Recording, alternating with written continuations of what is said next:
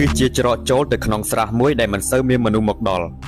កាមេរ៉ាក៏បានមុជចូលទៅក្នុងទឹករួចក៏បានប្រទះនឹងត្រីមួយប្រភេទដែលជនបរទេសតែងតែហៅវាថា Beta Amabilis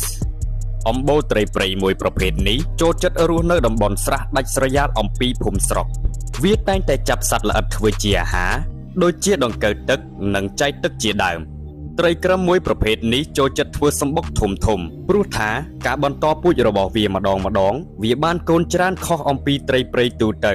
តើបងប្អូនទាំងអស់គ្នាដឹងទេថាត្រីក្រឹមដែលមានពណ៌ស្រស់ស្អាតនៅក្នុងពេលបច្ចុប្បន្ននេះមានប្រភពនិងដើមកំណើតមកពីណាទោះបីជាត្រីក្រឹមព្រៃមិនសូវមានពណ៌ច្រើនប៉ុន្តែត្រីក្រឹមព្រៃគឺមានច្រើនប្រភេទណាស់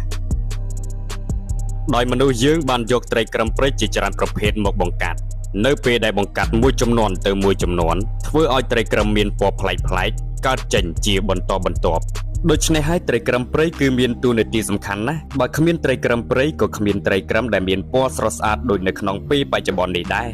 ហើយសង្ឃឹមថាបងប្អូនទាំងអស់គ្នានឹងស្រឡាញ់ថែរក្សានិងអភិរក្សត្រីក្រឹមខ្មែររបស់យើង